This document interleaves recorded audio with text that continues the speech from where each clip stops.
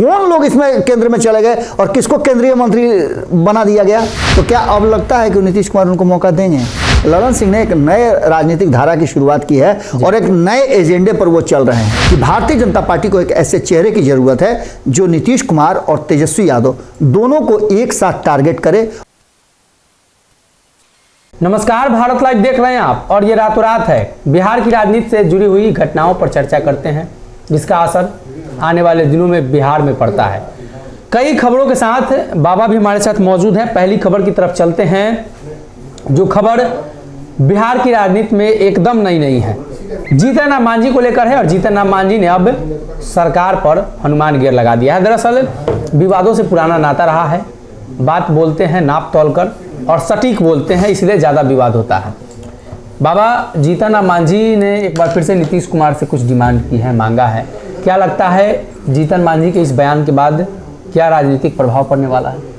तो रामायण में तुलसीदास जी ने एक प्रसंग लिखा है जी कि बिन मांगे मोती मिले, मांगे मिले न भीख। उनको तो मांगने से पहले ही मिल गया था। कौन जानता था कि जीतन राम मांझी बिहार के मुख्यमंत्री बन जाएंगे? सही बात। लेकिन मुख्यमंत्री तो बन गए और बने तो उन्होंने काम अच्छा किया, इसमें कोई दो राय नहीं है। और उनके अच्छा काम पर ब्रेक लगाया नीतीश कुमार ने। तो क्या अब लगता है कि नीतीश कुमार उनको मौका देंगे? नहीं, नीतीश क्योंकि एक बार तो एक दूध का जला हुआ मट्ठा भी फूक फूक पीता है। वो छनकल पहले ही से है। जब तेजस्वी यादव को घुमा रहे हैं चक्कर गिन्नी के तरह तो आप समझ सकते हैं ना कि नीतीश कुमार के लिए कुर्सी कितना इंपॉर्टेंट है। उसी कुर्सी के लिए वो लालू प्रसाद से समझौता तक कर लिए। उसी कुर्सी के लिए उन्होंने तेजस्वी यादव और तेज प्रताप यादव को अपने बगल में बैठा करके नेता बना लिया। और आज वही जो उनका बैकअप प्लान था, हमारे संपादक नमन मिश्रा जी कहते हैं ना कि नीतीश कुमार हमेशा बैकअप प्लान लेके चलते हैं। बैकअप प्लान उन्होंने जो तेजस्वी यादव को बनाया था 2015 में, आज वही बैकअप प्लान ने काम किया 2022 में। 2020 में जब भारतीय जनता पार्टी उनको दबाने लगी तो उस समय थे कि नहीं? उस समय भी मौजूद थे जीतन राम मांझी। एनडीए में जीतन राम मांझी के सबसे परम प्रिय दोस्त मुकेश सहनी को जब बर्बाद किया जा रहा था तो कहाँ थे? वही ना थे। एक शब्द उन्होंने कहा नहीं कहा। अब स्थिति यह है कि कहीं ना कहीं जो बात है ये तो अपने जगह पर है, लेकिन हमेशा जीतन राम मांझी ने अपने गठबंधन के लिए कुछ ऐसे सवाल खड़े किए हैं जिन सवालों का जवाब या तो ढूंढ नहीं पाते हैं या उन सवालों का कोई जवाब ही नहीं है जी। अब एक बार फिर से उन्होंने खड़ा कर दिया है सवाल, और सवाल में उनके कार्यकाल की बात उन्होंने की है और साथ साथ एक और डिमांड उनका बहुत पहले से चला रहा है जो अब तक पूरा नहीं हुआ। पिछले 5 सालों में मैं देख रहा हूँ 6 साल में नहीं पूरा हुआ है, वो है कोऑर्डिनेशन कमेटी का। अब देखना दिलचस्प होगा कि जो उन्होंने पेंच फंसाया है, हनुमान गियर लगाया है, वो नीतीश कुमार, तेजस्वी यादव और भारतीय जनता पार्टी। मैं भारतीय जनता पार्टी का नाम इसलिए ले रहा हूं कि संभावनाएं बता रही हैं कि बहुत कुछ बिहार की राजनीति में बदलने वाला है और उस बदलाव में कहीं ना कहीं जीतन राम मांझी का गियर फंसाना सबको परेशान किए हुए है। अगली खबर की तरफ चलते हैं, जहां उपेंद्र कुशवाहा खेमे में भगदड़ है। देखिए, इसकी चर्चा तो हमसे ज़्यादा आप लोग कर चुके हैं जी। पंचनामा में आप लोगों ने एक एक लाइन अलग करके, मैंने हम कहते हैं भोजपुरी में हिगरा हिगरा करके आप लोगों ने रख दिया है जी। नमन मिश्रा जी पंचनामा में जब ये कर रहे थे तो हमने सुना भी था जी कि वो लगातार जो है बता रहे थे कि कैसे उपेंद्र कुशवाहा के लोगों की, जो उपेंद्र कुशवाहा के करीबी हैं, जिनको जदयू में स्थान मिला और जिनको नहीं भी मिला, उन सारे लोगों की लिस्ट जो है वो ललन सिंह के पास पहुंच गई है जी।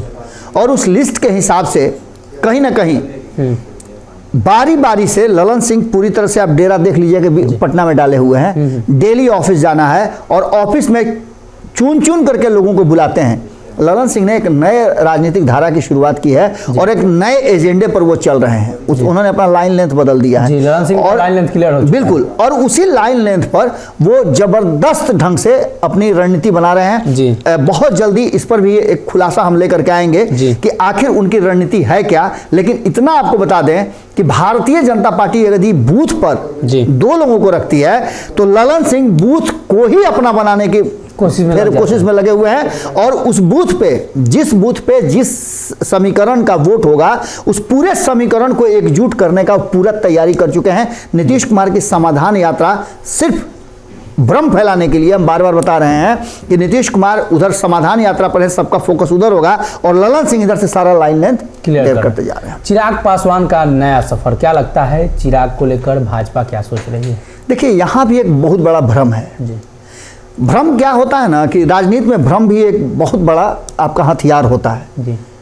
आप के पास वोट बैंक है नहीं है, लेकिन अपने लोगों के बीच में आप रिसाइकिल करते रहेंगे ना जी, तो निश्चित रूप से आपका मान सम्मान होगा। एक पृथ्वी माली कोई है, आप जानते ही है ना जी, पृथ्वी माली है भारतीय जन परिवार पार्टी की कौन पार्टी है, उनका भौकाल कितना टाइट आप देखे हैं ना जी।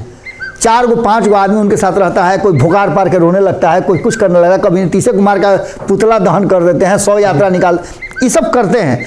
अब ये भौकाल जो है उनके पास क्या उनका वोट बैंक है, माली समाज का कितना वोट बैंक है, किसी से छुपा नहीं है जी। लेकिन भारतीय जनता पार्टी को समर्थन दे करके कुर्नी में, इससे पहले आपको याद होगा कि मुकेश सहनी को समर्थन दिए थे, उछल के इधर उधर जाना शुरू कर चुके हैं। लेकिन सबसे बड़ी बात यह है कि जब वैसे नेता को जो अपनी पहचान बनाने में लगा हुआ है उसको भौकाल बनाने से जगह मिल सकता है, तो चिराग पासवान तो ऑलरेडी उनके पास एक विरासती जमीन है जी, वोट बैंक भी है। अब ऐसी स्थिति में चिराग पासवान को सिक्योरिटी बढ़ा देना, सिक्योरिटी का मिलना, उस पर देखिए कि मीडिया एकदम जान दिए हुए है।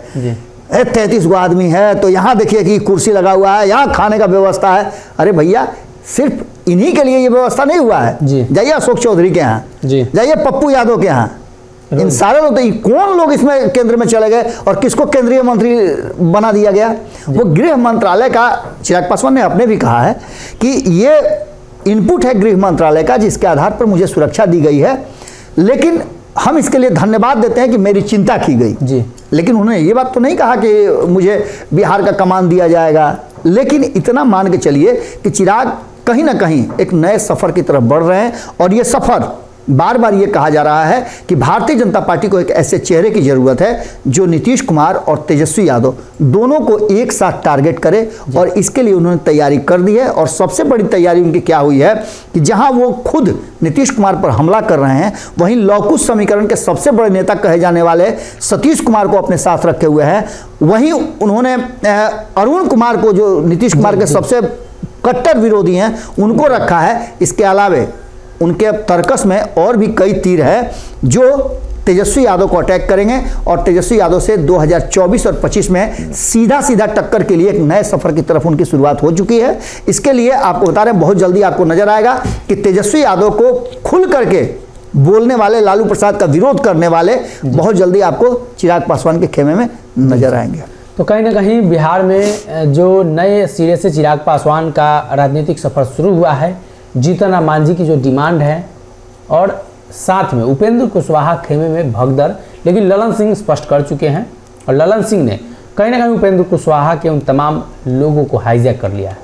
अगर ये वीडियो पसंद आई और वह बिहार के राजनीति और बिहारियत से सरोकार रखेनी तो सब्सक्राइब बटन दबा के चैनल के सब्सक्राइब कर ली। ओजे एगो घंटी बा, ओकरा बटन दबा देला से कुल सटीक और मारक खबर रुआ मुफ्त में मिल जाई। अगर रुआ पत्रकारिता के हमनी के नया प्रयोग में सहयोग कर चाहतानी तो ज्वाइन बटन दबा दी। पेटीएम नंबर नोट कर ली 9386816700। धन्यवाद।